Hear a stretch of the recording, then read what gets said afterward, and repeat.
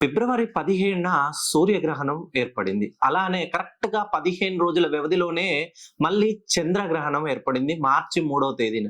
మెయిన్‌గా సూర్యుడికి సంబంధించిన సింహరాశి వాళ్ళకి, అలానే చంద్రుడికి సంబంధించినటువంటి కర్కాటక రాశి వాళ్ళకి ఈ 2 గ్రహణాలు వీడిన తర్వాత వీళ్ళ జీవితంలో వీళ్ళు ఎవరికైతే డబ్బులు ఇస్తారో ఆ తిరిగి వచ్చే యోగాన్ని వీళ్ళు పొందబోతున్నారు. మెయిన్‌గా మీరు కర్కాటక రాశిలో జన్మించిన, అలానే సింహ రాశిలో జన్మించిన పెట్టుబడులకి సంబంధించిన రంగంలో మీరు పెట్టుబడులు పెట్టి ఆ పెట్టుబడులు మధ్యలో స్ట్రక్ అయ్యి చాలా రోజులుగా ఎప్పుడు వస్తాయా అని వేచి చూస్తున్నారు.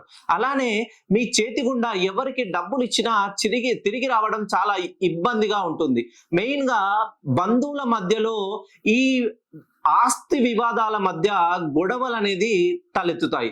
ఇటువంటి విషయాల్లో ఉన్న వాళ్ళకి కోర్టు మెట్లు, ఆస్తి తగాదాలు, అలానే ఇచ్చిన డబ్బులు తిరిగి రాకపోవడం, పెట్టిన పెట్టుబడులు కాస్త మధ్యలో నిలిచిపోవడం వలన మీ జీవితంలో ఆర్థిక రుణ బాధలు అనేది పెరిగిపోతుంటాయి.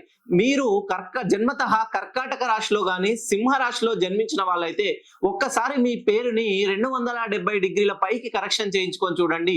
గ్రహణం వీడిన సూర్యుడి వలె మీరు దేదీప్యమానంగా వెలగబోతున్నారు.